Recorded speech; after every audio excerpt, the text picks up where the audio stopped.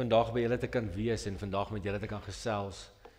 En dit is so groot voorreg om die Here te loof en te prys vir hoe groot hy is en vir sy almag te prys en lekker saam te kan sing. En sommer net in hierdie oomblik saam met julle te kan wees. Dis net wonderlik lekker vir my en so 'n groot voorreg. Kom ons buig die hoofde en ons bid saam. Here, baie dankie dat ons vandag in hierdie ruimte by mekaar kan wees. Dankie dat ons as gelowiges by mekaar kan kom en die lewe saam kan kom vier. Mekaar in die oë te kan kyk en te sien hoe dit gaan met iemand en te hoor hoe dit met daardie persoon ook gaan en met hulle te kan kuier en te kan glimlag. Here, ons sê vir U dankie dat U ons na nog 'n week by mekaar gebring het, dat ons hier kan wees en in U teenwoordigheid kan stil raak. Here, ons wil U loof vir U goedheid en U guns in ons lewens. En Here, selfs al gaan dit moeilik en in moeilike tye, weet ons dat U naby is. En dankie dat ons dit vanoggend ook hier vir mekaar kan herinner en vir mekaar kan deel en dat ons hieroor kan gesels vanoggend. Here, ons dink aan elkeen wat vandag nie hier in hierdie ruimte met ons kan wees nie. Of hulle op vakansie is en of hulle dalk siek is of hulle dit dalk nie kon maak vanoggend nie. Almal wat nie hier kan wees nie. Here, ons bind hulle ook saam in U liefde en ons sê dankie dat ons 'n gemeenskap van gelowiges kan wees. En vir die wat U liefde nodig het, die wat U genesing nodig het en die wat U teenwoordigheid op 'n meer kragtige manier moet ervaar. Here, ons bid vir hulle ook vanoggend dat U in hulle lewens sal inspreek en dit in hulle ook bekend sal maak. Here, dankie dat ons vandag U woord kan oopbreek. Seën ons, Here, maak ons harte en ons gedagtes oop dat ons waarlik ook sal hoor wat U vandag ook vir ons elkeen wil sê. Amen.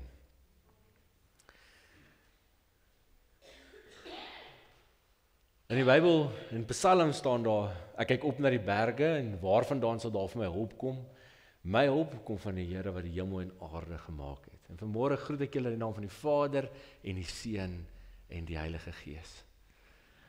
Soos ek julle gesê het, is dit vir altyd lekker om hier so te kan wees en met julle te kan gesels en saam met julle die Bybel te kan oopbreek en saam met julle te kan nadink oor die Here en nadink oor wat die Here ook vir ons elkeen in die lewe wil wys en wat die Bybel vir ons ook wil openbaar. Vandag is ook 'n besonderse dag as Rosel vandag gaan belydenis van geloof doen en as ons dan ook vir Janko gaan doop. So dis 'n wonderlike diens wat ons vanoggend het ook so in die teenwoordigheid van die Here. Vandag gaan ons 'n bietjie gesels oor die tema wat is en wat kan wees en hoe ons 'n ander perspektief ook kan hê. En ek wil begin met die woorde deur om te sê, net omdat ek dit nie kan verstaan nie, net omdat ek dit nie kan verklaar nie, net omdat ek dit nie noodwendig heeltemal kan begryp nie, beteken dit tog nie dat dit nie so kan wees nie. Net omdat ek dit nie kan verstaan nie, beteken dit nie dat dit nie so kan wees nie. In 'n wêreld waar alles verduidelik vir ons kan word deur wetenskaplike navorsing, waar AI vir ons al die antwoorde gee wat ons wil hê, en dit wat AI nie vir ons kan gee nie, kan ons gaan Google, en as jy wil, kan jy ChatGPT gebruik, ook in jou lewe. Rolf, jy moet al kyk of jy kan help daar. Kan ons ChatGPT gebruik? Ek weet julle wat al ChatGPT gebruik het, die van julle wat nie weet wat dit is nie, as jy in die hoërskool is, julle weet daai take wat jy altyd mee gesukkel het, nê? Soos byvoorbeeld waar verduidelik 'n plankton of die dinge van 'n amoeba of ietsie en jy moes, wie van julle het die huisgenoot se insetels gebruik? Nee, jy moes my maat sulke bokse huisgenoot by ons by die huis gehad, nee. En dan kon jy nou daar gaan kyk het vir al die dinge vir wat jy nodig het vir 'n taak. Nou ChatGPT werk so. Jy tik in, maak vir my 'n taak oor 'n amoeba. Poep, dan kom hy 'n hele taak uit en ek kan nog sê vir hom ook 2000 woorde in Afrikaans. En hulle doen dit. Is ek reg, Liane? Het jy dit al gebruik as 'n bron? So, in hierdie wêreld van Google en AI en Meta, en natuurlik almal wat vir ons nou stories vertel, en vir ons raad gee op sosiale media. Jy kan maar net so 'n bietjie op jou social media scroll gaan, YouTube, Facebook, WhatsApp video's wat ons deel alles. Daar's verskriklik baie mense wat vir ons raad gee, wat goed vir ons help redeneer, goed vir ons help verstaan. In hierdie wêreld kan ons baie maklik vasgevang word in wat is. Ek het nou gesien, ek dink ek het hom hierso. In wat is. Wat is? Dit is die realiteit waarin ons lewe. Dis die goed wat ek tasbaar kan verduidelik, wat ek kan raak, wat ek kan bestudeer, waar ek wiskundige somme kan maak, wat ek kan uitredeneer. Dit is wat is. Ons realiteit waarin ons elke dag beweeg, dis wat is. En ons kan so maklik verstrengel raak en vasgevang word daarin, dat ons heeltemal die vermoë kan verloor om te besin en te gesels oor wat dalk anders kan wees. Dalk 'n groter realiteit, dalk 'n ander realiteit, iets groter as ons bestaan. Ek gaan vir julle 'n video wys, en dit is 'n video wat my nogal baie aangespreek het. Nou die van julle wat vir ons kyk op YouTube op die oomblik, kyk dit in die description of op Facebook, ons gaan die videoetjie net daar plaas, dat ons nie plagiaat pleeg nie. Maar vir die van julle in die kerk, kom ons kyk rustig na hierdie video, dis so 2 minute, en dan gaan ons verder gesels oor wat is en wat dalk kan wees.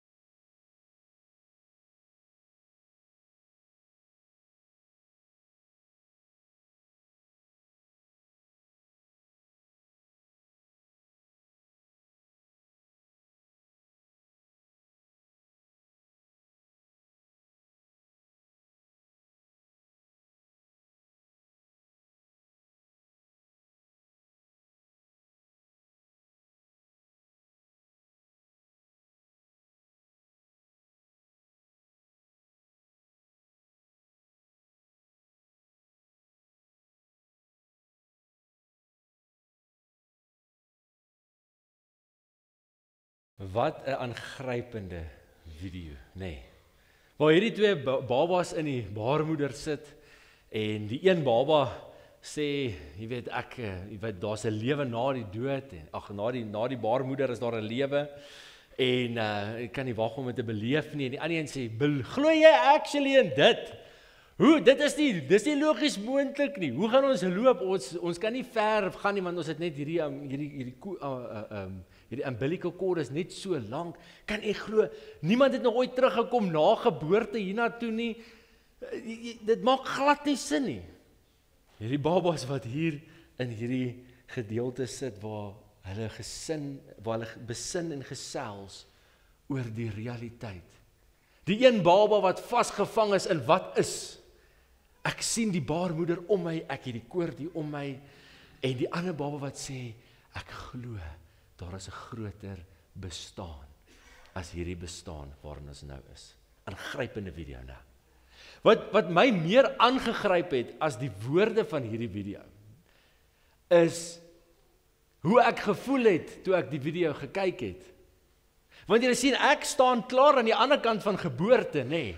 Ek kan anders reflekteer oor dit wat hierdie babas nou oor besin.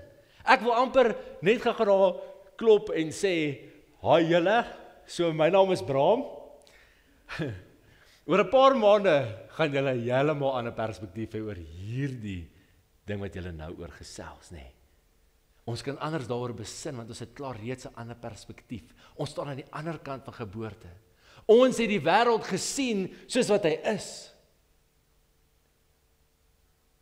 En daarom kan ons vir hierdie babas in die baarmoeder eintlik verkondig wat die waarheid daarvan is.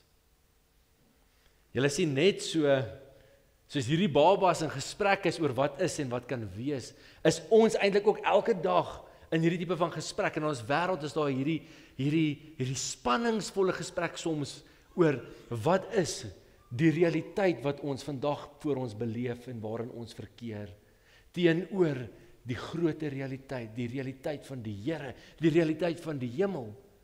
En kan ons so maklik verstrengel word in wat is en wat ons voor ons sien en wat ons kan verduidelik, dat dit heeltemal ons aandag en ons fokus wegvat van 'n groter realiteit, van 'n goddelike realiteit. Hierdie teks het my baie aangegryp, of hierdie gedeelte het my so aangegryp, en dit het dadelik my gedagtes gestuur na 1 Korintiërs 13 toe. In 1 Korintiërs 13, net nou ons 'n bietjie gelees het oor die eienskappe van liefde, of die karaktereienskappe van liefde, gaan Paulus verder. En daar so staan van vers 8 tot vers 13, die liefde vergaan nooit nie, maar die vergawe van profesie sal verdwyn. Die gawe om ongewone tale en klanke te gebruik sal ophou, en die van kennis sal uitgedien raak. Want ons ken maar gedeeltelik, en ons profeteer maar gedeeltelik. Maar wanneer die volledige kom, sal wat gedeeltelik is uitgedien wees. Toe ek 'n kind was, het ek gepraat soos 'n kind, gedink soos 'n kind, geredeneer soos 'n kind. Maar nou dat ek 'n man is ek klaar met die dinge van 'n kind. Nou kyk ons nog in 'n dowwe spieël en sien 'n raaiselagtige beeld, maar eendag sal ons alles sien soos dit werklik is. Nou ken ek net gedeeltelik, maar eendag sal ek ten volle ken soos God my ten volle ken. En nou geloof, hoop en liefde bly, hierdie drie, en die grootste hiervan is die liefde. As ek hierdie teks van 1 Korintiërs 13 wat Paulus oor praat, hieroor vat, en ek sit hom langs aan hierdie video wat ons nou net gekyk het, is dit amper 'n skok op die sisteem, nê? Waar ons regtig besef, maar ons is net soos hierdie babas in die baarmoeder, eintlik besig om te probeer sin maak van hierdie wêreld, en sin maak en 'n bestaan wat groter as ons in is, probeer begryp. En dit is vir ons 'n misterie oor hoe God is, wie God is, en hoe sy wees is. Toe ek net na hierdie video gekyk het, en ek het nou vir julle verduidelik dat ons is nou klaar gebore, nê. Ons weet, ons het 'n ander kennis, nê. Ons het 'n ander tipe kennis as ons luister na hierdie kinders wat nou hier in die baarmoeder is, want ons is reeds aan die ander kant. Ons is aan die ander kant van geboorte. En die rede hoekom ons daarom anders kan dink oor wat hierdie babas sê, is omdat ons 'n ander perspektief het. Ons het 'n groter perspektief. Ons weet meer, ons het tot meer kennis gekom as wat hierdie babas dan nou het in die baarmoeder.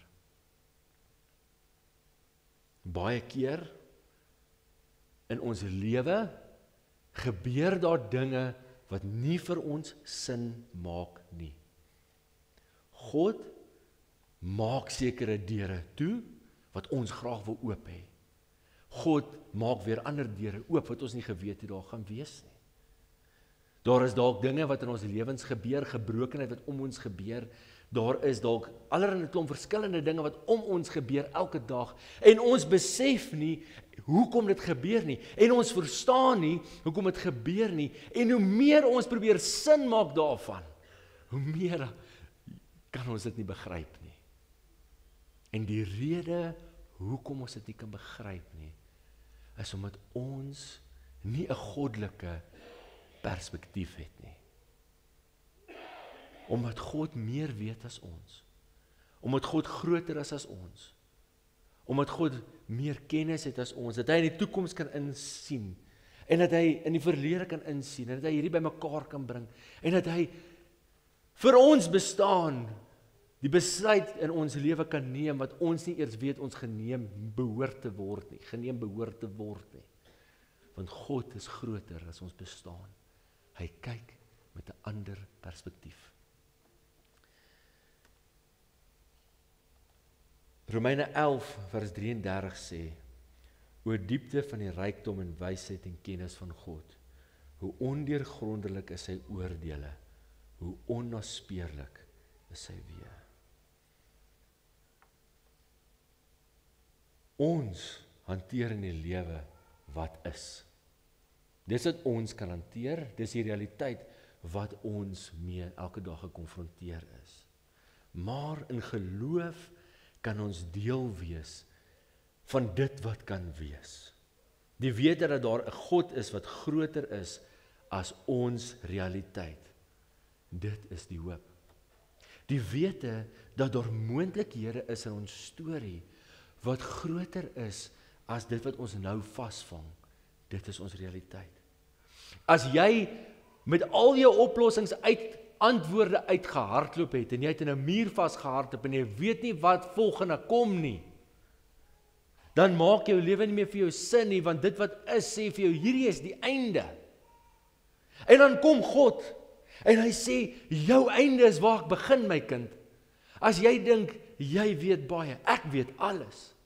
As jy dink jy kan baie doen, ek kan meer doen, want ek is God. Ek weet van soveel meer as wat jy weet. Ek het 'n ander perspektief as wat jy het. My kind, vertrou op my en bly hoop. Moenie laat jy geloof wankel, net omdat jy nog nie deur my oë kyk nie. Kyk deur my oë en besef, dit wat kan wees, die moontlikhede is soveel meer as wat jy ooit kan dink. Ons het 'n boek wat ons vertel, wat ons probeer help om 'n goddelike perspektief te ontwikkel.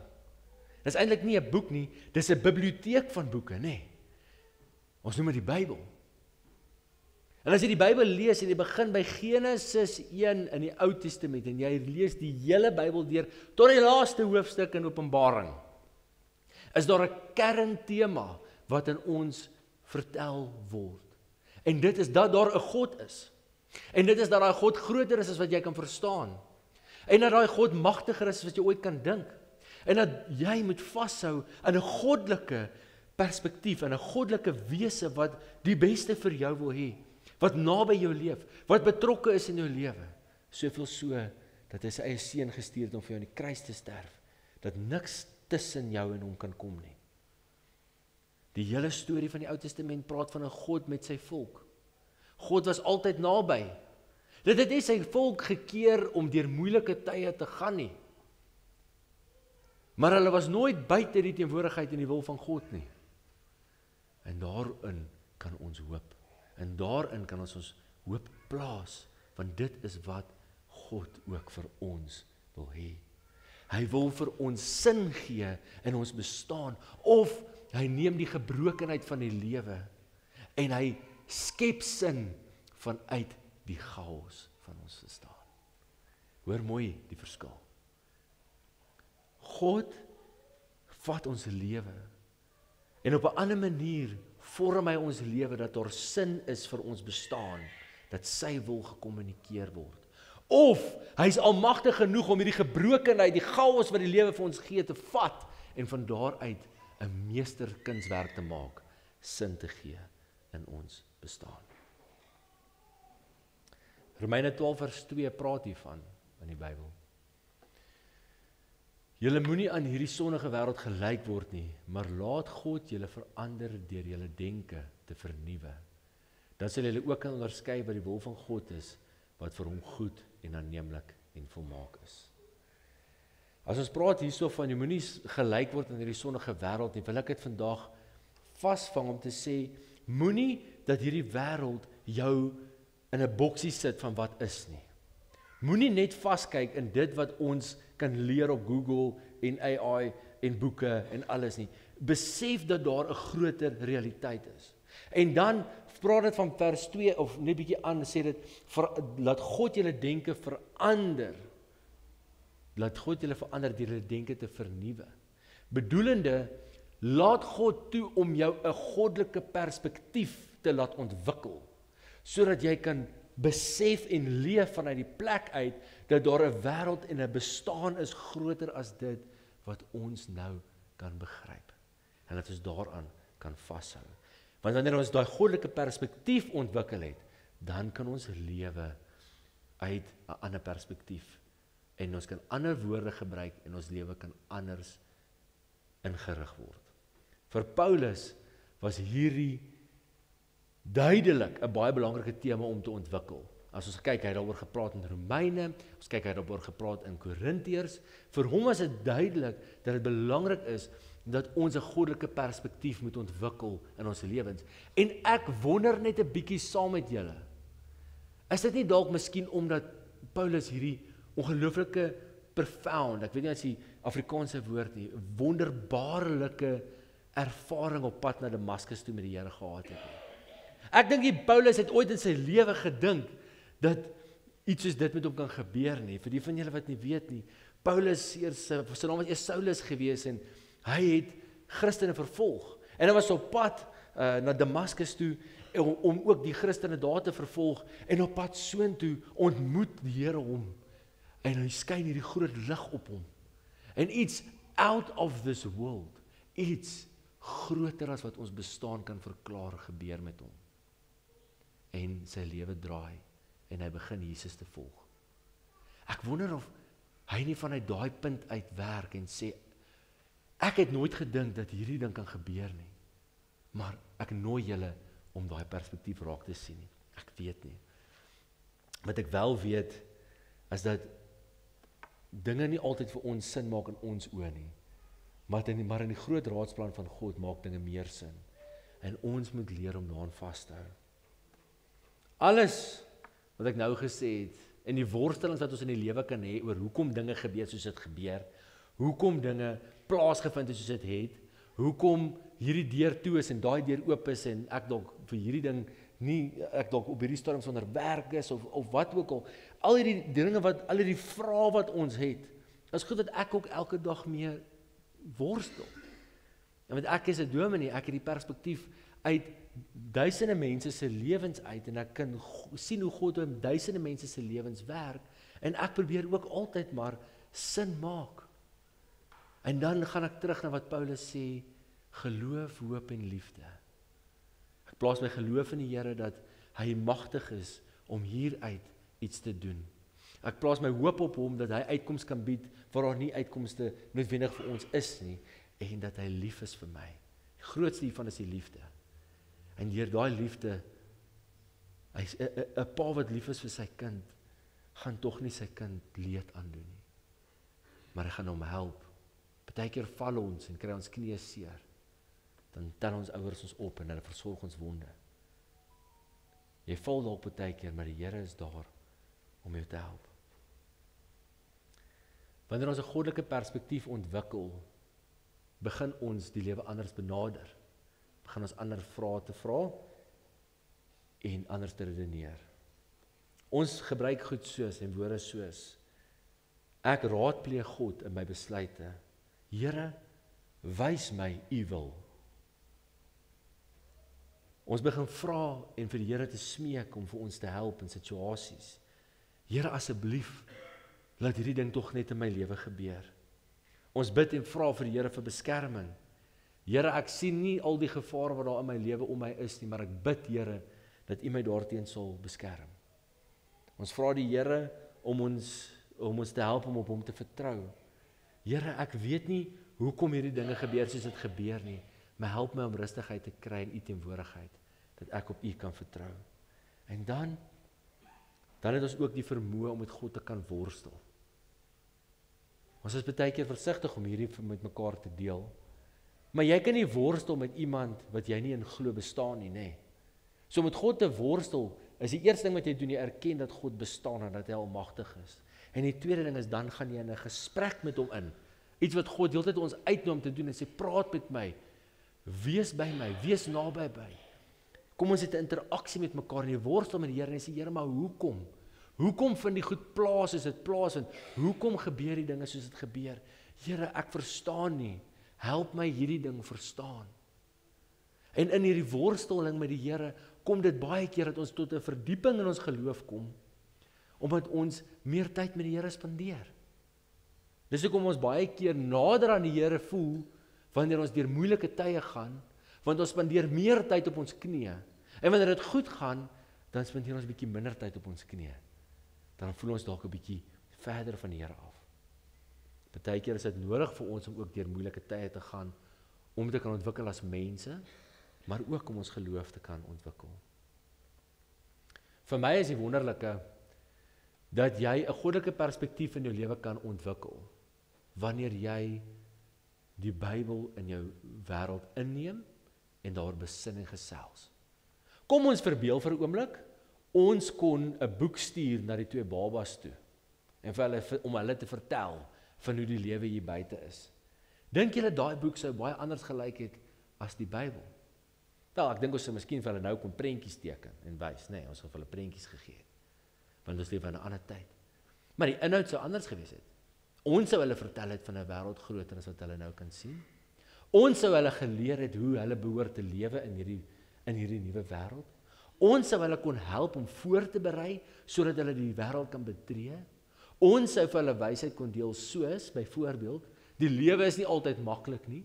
Soms is dit wonderlik, soms is dit moeilik. Jy ken nog nie siektes nie, maar kom ek vertel jy, daar's iewerster gaan jy verkoue kry, en dis nie lekker nie. Ons boek wat ons sou stuur vir daai 2 babas, sou baie dieselfde gelyk het as die Bybel, nee. So, kom ons gebruik die Bybel, en ons ontwikkel 'n goddelike perspektief. Ons begin glo in 'n realiteit groter as ons in, met uitkoms groter as ons in. Die wonderlike is, jy kan ook net sommer oor jou eie lewe dink, nee. Jy kan vir 'n oomblik besin oor jou eie lewe, en terugkyk op jou eie lewe, en sien hoe God 'n plan met jou lewe gestap het. Miskien dalk het die Here 'n deur toegemaak in jou lewe, wat jy baie graag wou gehad het, moes oop wees. Maar nou vandag is jy presies op die plek waar jy moet wees. Jy is as gevolg van die pad wat die Here met jou geloop het. Mens weet nie, en partykeer gaan ons deur die hele lewe en maak dinge nie vir ons sin nie. En dan berus ons net in die feit dat ons ken maar net gedeeltelik. Eendag sal ons weet soos dit regtig is. Dit gebeur ook so dat daar baie dinge is in ons lewe wat die Here in ons lewe doen, wat ons nie eers 'n klou het dat hy daarmee besig is nie. Want ons ervaar dit nie, ons sien dit nie. Dit gebeur in die agtergrond. Ons gaan net elke dag aan met ons lewe, en die dinge gebeur soos dit gebeur, maar in die agtergrond is die Here kragtig besig om met ons te werk. Laat jou wat is altyd in gesprek wees met wat kan wees. Ontwikkel 'n ander perspektief. God is naby. Bly, hoop en glo.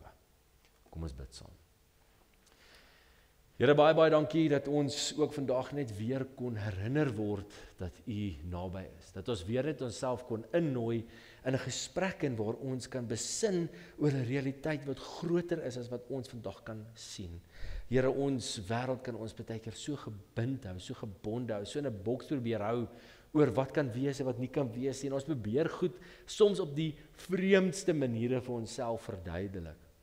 Here, help ons asseblief om nooit die perspektief te verloor dat daar 'n wêreld is wat ons nie verstaan nie. Dat daar 'n wêreld is wat groter is as hierdie bestaan nie. Help ons om 'n goddelike perspektief te ontwikkel sodat ons kan rus vind in U raadsplan, al maak dit nie altyd vir ons sin nie.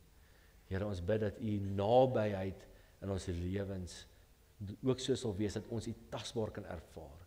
Dat wanneer ons oë toemaak, ons U stem sal hoor, en dat ons sal weet dat dit wat U ook vir ons beplan net die beste is wat U vir ons wil hê. Here, seën ons in hierdie week en help ons asseblief om al hoe meer ook hierdie perspektief in te oefen. Amen.